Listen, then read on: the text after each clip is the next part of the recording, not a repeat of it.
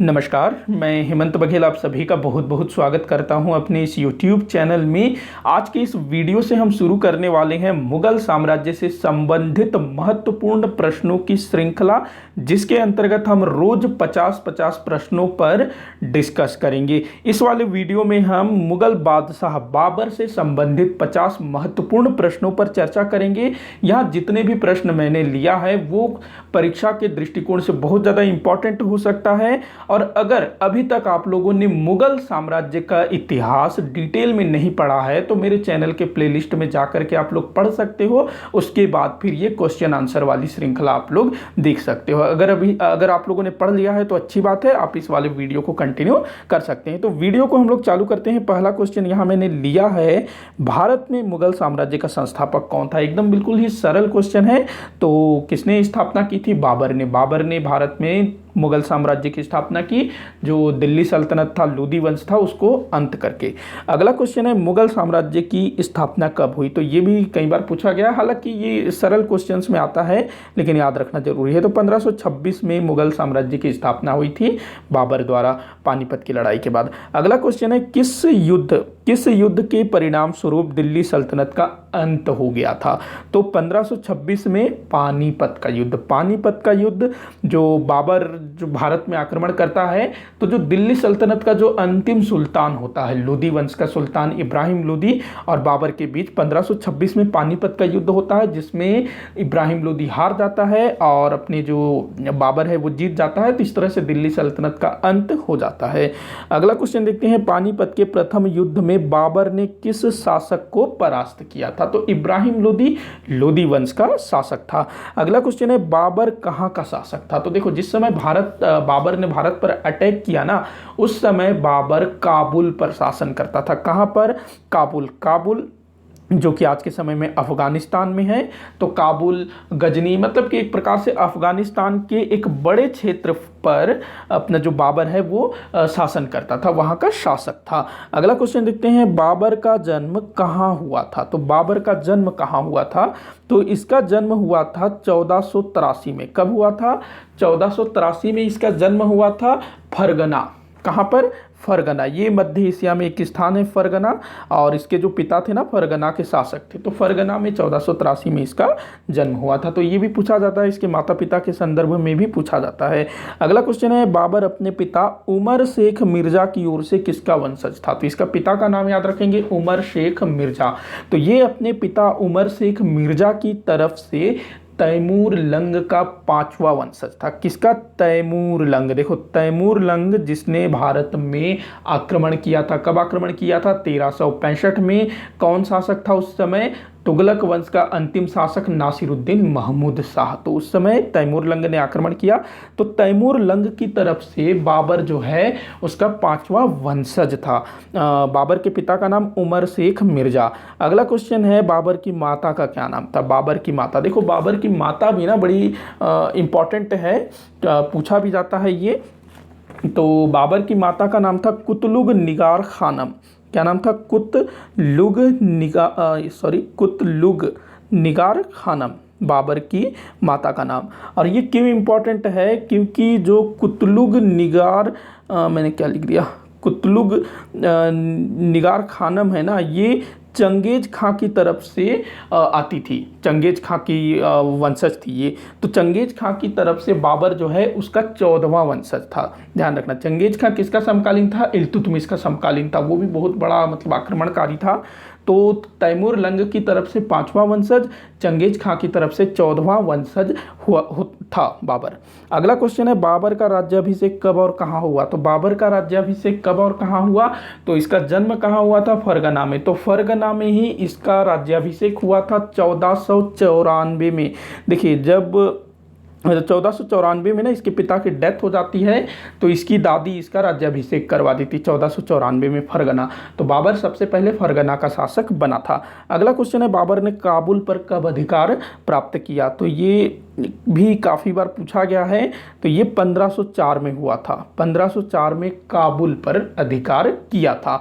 1504 में ही एक और घटना घटित हुई थी भारत में, जो सिकंदर लोदी था उसने आगरा की स्थापना की थी, आगरा नगर की। अगला क्वेश्चन है, बाबर द्वारा अपने पूर्वजों द्वारा धारण की गई उपाधि मिर्जा का त्याग कर पादशाह की उपाधि कब धारण किया गया? तो मिर्जा ये जो है ना बाबर के पूर्वजों की उपाधि हुआ करती थी, तो इसको जो है बाबर ने त्याग दिया, उसके स्थान पर इसने पादशाह या फिर पादशाही की उपाधि धारण की। और पादशाह के तहत ही जो मुगल साम्राज्य के शासक थे वो बादशाह कहलाते थे। ध्यान रखना यहाँ पर ये जो सही जो लिखा है ना पादशाह, ये हो जाता है बादशाह। तो ये कब हुआ था? तो 1507 में। कई बार पूछा गया है, बहुत ज़्यादा इंपॉर्टेंट है। अगला क्वेश्चन है, बाबर द्वारा भारत पर प्रथम आक्रमण कब किया गया? तो कब किया गया? सन 1519 में। 1519 में बाबर ने जो है भारत पर पहली बार आक्रमण किया यूसुफ जाई जाति के विरुद्ध। और किस किस स्थान पर इसने अधिकार किया? तो बाजौर और भीरा, बाजौर और भीरा। 1519 ये आप लोगों को विशेष याद रखना है, प्रथम आक्रमण। अगला क्वेश्चन है, दिल्ली सल्तनत के सुल्तान इब्राहिम लोदी से असंतुष्ट होकर किन सरदारों ने बाबर को भारत पर आक्रमण करने का निमंत्रण दिया? तो देखो बाबर को ना बुलाया गया था। हालांकि बाबर जो है ना बहुत पहले से ही आक्रमण कर रहा था 1519 से, लेकिन जो पानीपत वाला जो मामला हुआ ना उसके लिए बाबर को इन्विटेशन दिया गया था। देखो क्या था कि जो इब्राहिम लोदी है ना, लोदी वंश का अंतिम शासक जो सिद्ध हुआ, तो इससे कुछ जो सरदार हैं वो असंतुष्ट थे। इनमें से एक था पंजाब का सूबेदार दौलत खां। याद रखना नाम, पंजाब का सूबेदार दौलत खां, इब्राहिम लोदी का चाचा आलम खां, इब्राहिम लोदी का चाचा आलम खां, या फिर आप लोग जो है ना इसको ऐसे भी याद रखना कि बहलोल लोदी, जो बहलोल लोदी लोदी वंश का संस्थापक था, उसका बेटा आलम खां। कुछ स्थान पर ऐसा भी दिया हुआ था कंफ्यूज करने के लिए। तो पंजाब का सूबेदार दौलत खां, इब्राहिम लोदी का चाचा और बहलोल लोदी का बेटा आलम खां, तो ये दोनों जो है ना षड्यंत्र रचते हैं। और जो दौलत खां है वो दो लोगों को फिर काबुल भेजता है, एक तो अपने बेटे दिलावर खां और दूसरा आलम खां। तो ये दोनों गए थे, दिलावर खां और आलम खां, ये दोनों काबुल गए थे बैरम खां किसको, अपने बाबर को निमंत्रण देने के लिए। तो ध्यान रखेंगे। अगला क्वेश्चन है, किस राजपूत शासक द्वारा अपना एक दूत बाबर के पास काबुल भेजा गया था? तो यहाँ पर ना एक राजपूत शासक था जिसने बाबर को भारत आमंत्रित करने के लिए एक दूत भेजा था। वो कौन था? राणा सांगा, मेवाड़ का शासक था ये राणा सांगा। तो अगला क्वेश्चन देखते हैं, बाबर द्वारा पानीपत के युद्ध में पहली बार किस युद्ध नीति का प्रयोग किया गया? कई बार ये पूछा गया है, तो आप लोगों को याद रखना है तुलगमा युद्ध नीति। क्या है ये? तुलगमा युद्ध नीति। याद रखना तुलगमा युद्ध नीति। तो इसका जो है भारत में सबसे पहला प्रयोग जो है बाबर द्वारा किया गया था पानीपत के प्रथम युद्ध में। देखो पानीपत के प्रथम, यहाँ मैंने लिखा नहीं है, तो ये पानीपत का प्रथम युद्ध है। तो पानीपत का प्रथम युद्ध ये क्यों बोला जाता है? जो पानीपत था ना, जो आज के हरियाणा में है, तो यहाँ पर आगे चल करके दो और लड़ाइयाँ लड़ी गई थी, एक तो 1556 में और दूसरा 1761 में। इसी कारण से इसको जो है ना पानीपत का प्रथम युद्ध, द्वितीय युद्ध, तृतीय युद्ध ऐसे नाम से जाना जाता है। अगला क्वेश्चन देखते हैं, बाबर द्वारा पानीपत के प्रथम युद्ध में किस हथियार का पहली बार प्रयोग किया गया? तो बाबर ने यहाँ पर एक हथियार प्रयोग किया था जिसका प्रयोग भारत में इससे पहले किसी ने नहीं किया था, वो था तोपखाना। क्या था? तोपखाना। देखो जो तोप है ना उसके विषय में भारतीय नहीं जानते थे, जबकि जो बारूद है उसके बारे में जानते थे। दक्षिण भारत में बहुत प्रयोग होता था बारूद का, लेकिन तोप में किस तरह से उसका प्रयोग करना है इस बारे में भारतीयों को कोई भी आइडिया नहीं था। तो ये बाबर लेकर के आया इस चीज़ को। जो पश्चिमी देश थे ना वो इसके बारे में जानते थे, लेकिन भारत में इसका जो सबसे पहला प्रयोग है किसी युद्ध में बाबर द्वारा किया गया था। बारूद का तो प्रयोग होता ही होता था। अगला क्वेश्चन है, पानीपत के प्रथम युद्ध में बाबर द्वारा प्रयुक्त उस्मानी विधि, जिसको रूमी विधि भी बोला जाता है, तो ये क्या चीज़ था? उस्मानी विधि अथवा रूमी विधि।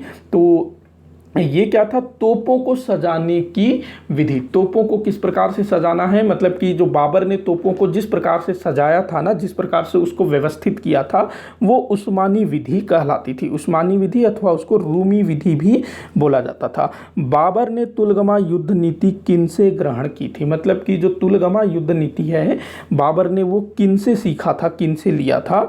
तो उज्बेक, जो मध्य एशिया में जो देश है ना उज्बेकिस्तान, तो वहीं के लोगों को उज्बेक बोला जाता था, तो उन्हीं से इसने ये वाली युद्ध नीति सीखी थी, मतलब कि जो तुलगमा युद्ध नीति। अगला क्वेश्चन है, पानीपत के प्रथम युद्ध में उस्ताद अली एवं मुस्तफ़ा की बाबर की सेना में क्या भूमिका थी? तो दो व्यक्तियों के नाम यहाँ मिल रहा है, उस्ताद अली और मुस्तफ़ा। तो इन दोनों का बाबर की सेना में क्या भूमिका था? तो ये दोनों जो है ना बाबर की सेना में तोप खाना को संभाल रहे थे, मतलब कि तोपची थे। जैसे कि अभी आप लोगों ने पानीपत मूवी में देखा होगा कि जो इब्राहिम खां गारदी है वो जो है अपने सदाशिवराव भाऊ मतलब कि मराठों की तरफ से तोपची था, तोप खाना संभाल रहा था। तो वैसे ही बाबर के जो तोपची थे, जो तोप खाना संभाल रहे थे, तो वो थे उस्ताद अली और मुस्तफ़ा। कई बार पूछा गया है दोनों, तो ध्यान रखेंगे, काफ़ी इंपॉर्टेंट है। अगला क्वेश्चन है, बाबर को किस कारण कलंदर की उपाधि दी गई थी? तो बाबर की एक उपाधि थी कलंदर, तो किस कारण से इसको कलंदर की उपाधि दी गई थी? तो देखो, पानीपत के युद्ध को जब वो जीत जाता है ना, तो लोदियों का खजाना भी उसको मिलता है, और वो जो है काबुल के हर एक व्यक्ति को एक एक चांदी का सिक्का भेंट करता है, और इसी से खुश होकर के लोग उसको कलंदर बोलते हैं, कलंदर। तो ध्यान रखना। अगला क्वेश्चन है, बाबर द्वारा भारत में अपनी सत्ता स्थापित कर लेने के पश्चात उसका प्रबल प्रतिद्वंदी कौन था अथवा किसे माना गया? ये कहना ज़्यादा उचित रहेगा। तो राणा सांगा, मेवाड़ का जो शासक था ना राणा सांगा, जो इसके पास से दूत भी भेजा था कि भारत में आक्रमण करो। देखो, शुरू में क्या था कि जो राणा सांगा है वो बाबर को बोलता है कि तुम जो है दिल्ली में आक्रमण करो इब्राहिम लोदी के खिलाफ, मैं साथ दूंगा। लेकिन जो राणा सांगा है वो साथ नहीं देते हैं। ये था कि जो भारतीय शासक थे ना, जो भारतीय सरदार वरदार थे, जैसे कि दौलत खां हो गया, जो पंजाब का सूबेदार आलम खां, इसके अलावा जो राणा सांगा है, इन सबको ऐसा लग रहा था कि जो अपना जो बाबर है वो अपने पूर्वजों के समान भारत आएगा, लूटपाट करेगा, वापस चला जाएगा, उसके बाद जो अपना सब देखेंगे, इस टाइप से था। तो राणा सांगा प्रबल प्रतिद्वंदी था। अगला क्वेश्चन है, बाबर और राणा सांगा के मध्य कौन सा युद्ध लड़ा गया? तो काफ़ी इंपॉर्टेंट है, खानवा का युद्ध। देखो, जो बाबर था ना उसने भारत में 4 लड़ाइयाँ लड़ी थी। वो शुरू वाली को छोड़ दीजिए, मतलब जो 1526 से पहले उसने जो भारत पर आक्रमण किए थे उसको छोड़ दीजिए। 1526 के बाद पानीपत के युद्ध से लेकर के जब तक वो जीवित था तब तक उसने जो है भारत में 4 युद्ध लड़े। हालांकि बीच में छोटे मोटे युद्ध उसने लड़े होंगे, लेकिन 4 उसके द्वारा लड़े गए प्रमुख युद्ध है, जिसमें से सबसे पहला पानीपत का युद्ध, दूसरा है खानवा का युद्ध। पानीपत का युद्ध कब लड़ा गया था? 1526 में। दूसरा खानवा का युद्ध लड़ा गया था 1527 में राणा सांगा के साथ। तीसरा है चंदेरी का युद्ध जो कि 1528 में लड़ा गया। चौथा है घाघरा का युद्ध जो कि 1529 में लड़ा गया था। तो ये क्रम भी आप लोगों को याद रखना है। अगला क्वेश्चन है, बाबर ने किस युद्ध में जिहाद का नारा दिया? तो इसी खानवा के युद्ध में उसने जो है जिहाद का नारा दिया। दरअसल हुआ ये था कि उसके जो सैनिक है ना राणा सांगा की सेना से काफ़ी डर गए थे, तो वो जो है पीछे हटने की बात कर रहे थे। तो फिर जो बाबर है वो फिर उनको समझाता है और उनके सामने एक लेक्चर देता है, भाषण देता है कि हम जो है धर्म के लिए लड़ रहे हैं, इस टाइप से। और जहाँ भी धर्म आ जाता है तो लोग जो है बिल्कुल अपना जान तक देने को तैयार हो जाते हैं, तो फिर उसके सैनिक तैयार हो जाते हैं। अगला क्वेश्चन देखते हैं, बाबर द्वारा किस युद्ध में विजय प्राप्त करने के पश्चात गाजी की उपाधि धारण की गई थी? गाजी, गाजी का मतलब क्या होता है? जो गैर मुस्लिम होते हैं उनको उनका नाश करने वाला, तो उसको जो है गाजी बोला जाता है, मतलब कि वो गाजी का उपाधि धारण करता है। तो गाजी की उपाधि इसने कब धारण की थी? तो खानवा के युद्ध को जीतने के मतलब खानवा के युद्ध के समय में, ध्यान रखना, गाजी की उपाधि धारण की। अगला क्वेश्चन देखते हैं, बाबर द्वारा 1528 में चंदेरी के युद्ध में किसे परास्त किया गया? तो चंदेरी का युद्ध ये इसका तीसरा युद्ध था और इसमें इसने मेदिनी राय को परास्त किया था। किसको परास्त किया था? मेदिनी राय को, चंदेरी के युद्ध में मेदिनी राय। अगला क्वेश्चन है, बाबर ने बची कुची अफगानों की शक्ति को किस युद्ध में कुचल डाला? ये अफगान है, तो बची खुची अफगानों की शक्ति को घाघरा के युद्ध में परास्त कर दिया। ध्यान रखना, घाघरा के युद्ध में इनको जो है पूरी तरह से समाप्त कर दिया। अगला क्वेश्चन देखते हैं, बाबर द्वारा भारत पर लड़े गए युद्ध में से कौन सा युद्ध जल और थल दोनों में ही लड़ा गया था? तो ये जो है ना घाघरा का युद्ध है जो कि 1529 में लड़ा गया था, घाघरा का युद्ध। तो ये जो युद्ध है ज़मीन पर तो लड़ा ही गया था, साथ ही साथ में जो नदी है ना गंगा नदी, तो उसमें भी ये युद्ध लड़ा गया था। अगला क्वेश्चन देखते हैं, बाबर की मृत्यु कब हुई? तो बाबर की मृत्यु कब हुई थी? तो अपना 1530 में इसकी डेथ हुई थी। बाबर की मृत्यु कब? 1530 में, याद रखना 1530 में इसकी डेथ हो जाती है। देखो 1526 में इसने जो है अपना मुगल साम्राज्य का स्थापना किया और उसके लगभग 4 वर्ष पश्चात उसकी डेथ हो जाती है। अगला क्वेश्चन है बाबर का मकबरा कहाँ स्थित है? तो इसका जो मकबरा है ना काबुल में स्थित है। तो इसको हालांकि पहले इसको आगरा में दफनाया गया था, उसके बाद काबुल ले जाया जाता है। अगला क्वेश्चन है बाबर को प्रारंभ में किस स्थान पर दफनाया गया था? तो आगरा में आराम बाग, आगरा में एक उद्यान है आराम बाग, और इस आराम बाग को बाबर द्वारा ही बनवाया गया था आराम बाग को। तो यहीं पर जो है प्रारंभ में बाबर को दफनाया जाता है और बाद में फिर उसको काबुल ले जाया जाता है। दरअसल हुआ ये था कि जो बाबर था ना उसने काबुल में अपना एक उद्यान बना रखा था और उसकी इच्छा थी कि उसको यहीं दफनाया जाए, लेकिन उसकी मृत्यु अचानक हो जाती है। 48 वर्ष का था जब इसका डेथ हुआ ना, 48 ईयर का था, ज़्यादा उम्र का नहीं था। तो इसको आगरा में ही दफना दिया जाता है, बाद में फिर इसको काबुल ले जाया जाता है। अगला क्वेश्चन है बाबर के शव को कब आगरा से काबुल ले जाया गया? तो ये शेर शाह सूरी के टाइम पर आगरा से काबुल ले जाया गया। जो बाबर की एक विधवा पत्नी थी बीबी मुबारक यूसुफ जई, वो जो है आगरा से बाबर के शव को, उसके जो भी हड्डी वड्डी है उनको काबुल ले जा करके वहाँ के उद्यान में दफना देती है जहाँ पर बाबर चाहता था। अगला क्वेश्चन है बाबर द्वारा अपनी आत्मकथा तुजुक ए बाबरी किस भाषा में लिखा गया था? तो बाबर ने अपनी आत्मकथा लिखी थी तुर्की भाषा में। आत्मकथा का नाम है तुजुक ए बाबरी, तुर्की भाषा में लिखा गया था। ध्यान रखेंगे तुर्की भाषा में इसको लिखा गया था। ये ना बहुत विद्वान व्यक्ति था, बहुत पढ़ने लिखने का शौकीन था। अगला क्वेश्चन है तुजुक ए बाबरी का फारसी भाषा में अनुवाद किसके द्वारा करवाया गया था? तो ये अकबर द्वारा करवाया गया था। अकबर इसका पोता, उसके द्वारा करवाया गया था। और इसका अनुवाद करने वाला व्यक्ति कौन था? तो अब्दुल रहीम खान खाना। याद रखना अब्दुल रहीम खान खाना, उसने जो है फारसी में अनुवाद किया। जो मूल ग्रंथ था ना वो तुर्की भाषा में लिखा गया था बाबर द्वारा, और फारसी में अनुवाद किया अब्दुल रहीम खान खाना ने अकबर के शासनकाल में। अगला क्वेश्चन देखते हैं बाबर द्वारा तुजुक ए बाबरी, ये तुजुक है त हो गया है। तो बाबर द्वारा तुजुक ए बाबरी में कितने हिंदू शासकों का उल्लेख किया गया है? तो यहाँ पर जो है ना 2 हिंदू शासकों का उल्लेख किया गया है बाबरनामा में। वैसे टोटल यहाँ पर 7 भारतीय राज्यों का जिक्र किया गया है, जिनमें से 5 मुस्लिम राज्य थे और 2 हिंदू राज्य थे। तो ये हिंदू राज्य कौन कौन से थे? एक तो था मेवाड़ का राणा सांगा, दूसरा था विजयनगर साम्राज्य का कृष्णदेव राय। इसके अलावा जो मुस्लिम राज्य थे उनमें से था दिल्ली में जो अपने इब्राहिम लोदी थे वो, गुजरात, इधर मालवा, बहमनी, बंगाल, तो इन सब का उल्लेख उसने अपने आत्मकथा बाबरनामा में किया है। अगला क्वेश्चन है मुबैयान क्या था? मुबैयान, तो देखो ये भी ना बहुत ज़्यादा इंपॉर्टेंट चीज़ है मुबैयान। तो ये क्या चीज़ था? तो बाबर जो कि बहुत विद्वान व्यक्ति था, पढ़ने लिखने का शौकीन था, तो बाबर ने एक प्रकार की पद्य शैली विकसित की थी। एक प्रकार की पद्य शैली, पद्य मतलब क्या होता है? काव्य शैली। तो इसने जो है ना एक प्रकार की पद्य शैली विकसित की थी, उसी को मुबैयान कहा जाता है। अगला क्वेश्चन है बाबर द्वारा सड़कों के माप के लिए किस मापक की शुरुआत की गई? तो गज ए बाबरी, ये सड़कों को मापने के लिए था। क्या था? गज ए बाबरी, याद रखना, सड़कों की माप के लिए। अगला क्वेश्चन है बाबर द्वारा एक लिपि, ये ना लिपि है, माफ़ी चाहूँगा, बाबर द्वारा एक लिपि का आविष्कार किया गया था, इसे किस नाम से जाना जाता है? तो इसने एक लिपि का भी आविष्कार किया था, तो इसको जो है ना खत ए बाबरी बोला जाता है। खत ए बाबरी, याद रखना, इसके द्वारा एक लिपि का भी आविष्कार किया गया था। इसने एक पद्य शैली जिसको मुबैयान कहा जाता है उसका आविष्कार किया, और एक लिपि जिसको खत ए बाबरी कहा गया। तो ये 2 चीज़ इसके द्वारा आविष्कार किया गया था। अगला क्वेश्चन है बाबर के समय का शोहरत ए आम किस विभाग से संबंधित था? शोहरत ए आम, तो ये जो है ना शिक्षा विभाग से संबंधित विभाग हुआ करता था। इसका काम क्या होता था? शिक्षण संस्थाओं की स्थापना करना। अगला क्वेश्चन है बाबर द्वारा आगरा में किस उद्यान का निर्माण करवाया गया था? तो वही आराम बाग, जिसमें बाबर को प्रारंभ में दफनाया गया था। आज भी है आराम बाग, देखना अगर आप लोग आगरा में हो या कभी जाओगे तो। अगला क्वेश्चन देखते हैं बाबर ने अपनी आत्मकथा में बिहजाद नामक किसी कलाकार की प्रशंसा की है, यह किस कला से संबंधित था? तो बिहजाद कोई कलाकार था, तो इस किस कला में पारंगत था? तो ये चित्रकला में पारंगत था। देखो मुगल जब भारत आए ना तो उसके बाद चित्रकला, इसके अलावा जो संगीत कला है, साहित्य वगैरह, इन सब में बहुत ज़्यादा विकास देखने को मिलता है।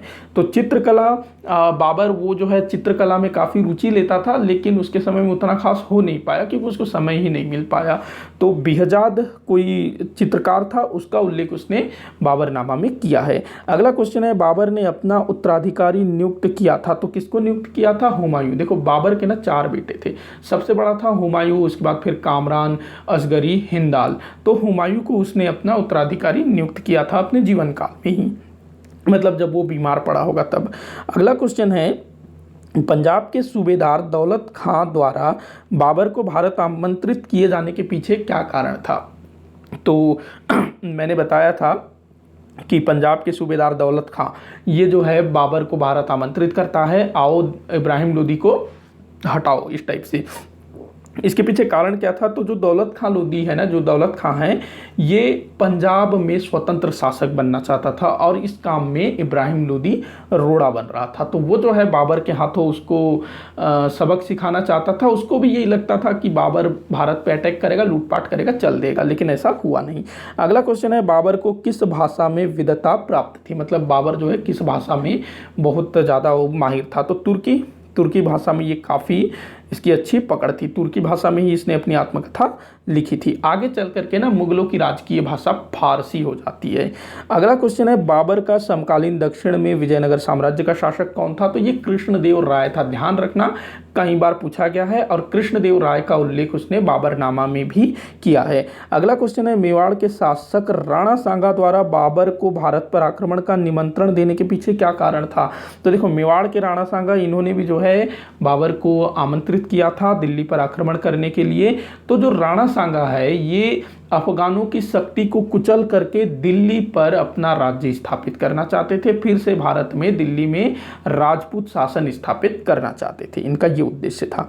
अगला क्वेश्चन है, बाबर ने अपने किस शत्रु की पुत्रियों का विवाह अपने पुत्रों हुमायूं और कामरान से करवाया था? तो देखो बाबर ने जब चंदेरी का जब युद्ध लड़ा ना, चंदेरी का युद्ध, किसको परास्त किया था? मेदिनी राय को। तो मेदिनी राय की 2 बेटियों को वो जो है उठाकर ले आता है और हुमायूं और कामरान से उनका विवाह कर देता है। अगला क्वेश्चन है, बाबर से पहले किस शासक ने काबुल एवं कंधार के साथ उत्तर भारत पर नियंत्रण स्थापित किया था? तो इस चीज को समझिएगा, जो काबुल है, कंधार है, ये कहाँ पर है? अफगानिस्तान में है। उसके बाद जो उत्तर भारत है, तो जो बाबर था उसका जो साम्राज्य है ना, पूरा काबुल, कांधार, गजनी, इधर उत्तर भारत में बिहार तक उसका साम्राज्य फैला हुआ था। तो इतने बड़े हिस्से में, हालांकि इसमें दक्षिण का क्षेत्र शामिल नहीं है, लेकिन काबुल, कंधार, ये इंपॉर्टेंट चीज़ है। तो मतलब कि ऐसा कौन सा शासक था जिसने उत्तर भारत को भी जीता था, साथ ही साथ उसके अधिकार में काबुल, कंधार भी थे बाबर से पहले? तो वो था कुषाण वंश का शासक कनिष्क। याद रखना, कुषाण शासक कनिष्क। जो गुप्त थे ना, उनके अधिकार में काबुल, कंधार नहीं था। वहाँ के शासक हालांकि जो गुप्तों की अधीनता को स्वीकारते थे, लेकिन अप्रत्यक्ष रूप से उनको कर वगैरह देते थे, भेंट वगैरह, लेकिन गुप्तों का वहाँ प्रत्यक्ष शासन नहीं था, वहाँ पर का नियंत्रण नहीं था। ध्यान रखना इस चीज को। और जो अशोक है वो लोग भी किए थे, अशोक भी, लेकिन बाबर से पहले पूछ रहा है तो वहाँ कुषाण आएगा। लेकिन जो चंद्रगुप्त मौर्य हैं, अशोक हैं, उन्होंने भी जो है इस पर पूरा नियंत्रण स्थापित किया था। उन्होंने उत्तर भारत क्या, पूरे भारत और काबुल, कंधार, अफगानिस्तान, वहाँ तक उन्होंने अधिकार किया था। लेकिन उनके बीच में कौन था? कुषाण शासक कनिष्क। तो ध्यान रखेंगे, चंद्रगुप्त मौर्य, अशोक, ये लोग भी थे, लेकिन यहाँ कनिष्क के बारे में अगर ऑप्शन में वो लोग भी रहेंगे तो आपको देखना है, ध्यान रखना इस चीज़ को। तो ध्यान रखना। अगला क्वेश्चन है, तुर्की भाषा में बाबर शब्द का क्या अर्थ होता है? तो तुर्की भाषा में बाबर शब्द का अर्थ क्या होता है? बाघ। बाबर का मतलब क्या होता है? बाघ। अगला क्वेश्चन है, बाबर किस जाति से संबंधित था? तो बाबर जो है ना, चुगताई तुर्क था। चुगताई अथवा इसको चगताई भी लिखा जाता है, चगताई तुर्क। देखो ये ना मंगोल नहीं थे, ध्यान रखना। मुगल हालांकि इनको बोला जाता है, लेकिन मंगोल नहीं थे, जाति से ये लोग चगताई तुर्क थे। अगला क्वेश्चन देखते हैं, खानवा के युद्ध में अफगान सरदारों ने राणा सांगा का साथ दिया था। तो खानवा के युद्ध में ना कई सारे अफगान सरदारों ने राणा सांगा का साथ दिया था। तो कौन कौन थे? एक तो था इब्राहिम लोदी का भाई महमूद लोदी, वो राणा सांगा के साथ मिल गया था। दूसरा था हसन खां मेवाती, इसके अलावा और भी दूसरे अफगान सरदार राणा सांगा के साथ आ गए थे, मतलब कि मिल करके बाबर को भगाएंगे, उसके बाद हम लोग आपस में अपना मैटर सॉल्व करेंगे। अगला क्वेश्चन है, आखिरी है इस वीडियो का। तो घाघरा के युद्ध में अफगानों का नेतृत्व किसने किया था? तो इब्राहिम लोदी के भाई महमूद लोदी, उसने घाघरा में अफगानों का नेतृत्व किया था। तो आज का ये जो टॉपिक है, मतलब कि जो क्वेश्चंस है वो यही समाप्त होते हैं। बाबर से रिलेटेड सारे क्वेश्चंस थे। आप लोग कमेंट करके बताइएगा कि आपसे कितने क्वेश्चन सॉल्व हुए। किसी भी क्वेश्चन में डाउट हो या आप लोगों को लगता है कि मैंने किसी क्वेश्चन का गलत आंसर किया है, तो आप लोग कमेंट बॉक्स में लिखिएगा, मैं जवाब देने की कोशिश करूंगा। वीडियो को लाइक करिएगा, ज़्यादा से ज़्यादा लोगों तक इसको शेयर करिएगा, चैनल को सब्सक्राइब करिएगा। वीडियो को आखिर तक देखने के लिए बहुत बहुत धन्यवाद।